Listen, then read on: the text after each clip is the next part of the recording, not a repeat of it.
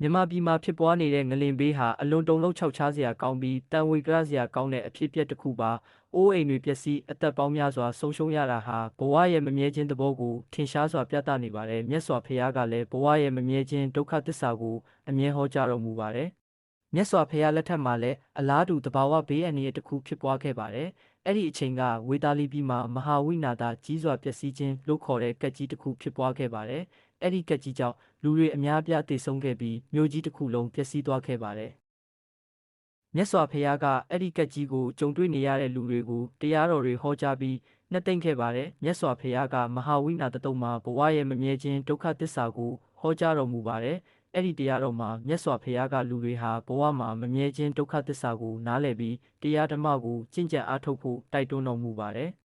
ငလျင်ဘေးကိုဘယ်လိုကျော်လွှားရမလဲမြန်မာပြည်မှာဖြစ်ပွားနေတဲ့ငလျင်ဘေးကိုကျော်လွှားဖို့အတွက်အောက်ပါအချက်တွေကိုလိုက်နာသင့်ပါတယ်သတိနဲ့နေထိုင်ပါငလျင်နဲ့ပတ်သက်တဲ့သတင်းတွေကိုအမြဲနားထောင်ပြီးသတိနဲ့နေထိုင်ပါဘေးကင်းလုံခြုံတဲ့နေရာမှာနေထိုင်ပါငလျင်လှုပ်ရင်အိမ်ပြင်ထွက်ပြီးလွတ်တဲ့နေရာမှာနေထိုင်ပါအဆောက်အဦတွေနဲ့ဝေးနေပါ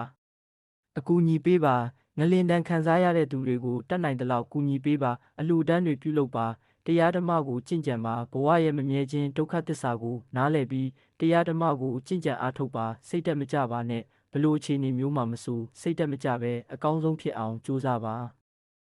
ငလင်ဘေးဟာတုံးလုံးခြောက်ခြားစရာကောင်းပေမဲ့စိတ်တက်မကြပဲအချင်းချင်းကူညီဖေးမပြီးတရားဓမ္မကိုကျင့်ကြံအားထုတ်ခြင်းဖြင့်ကျော်လွှားနိုင်ပါတယ်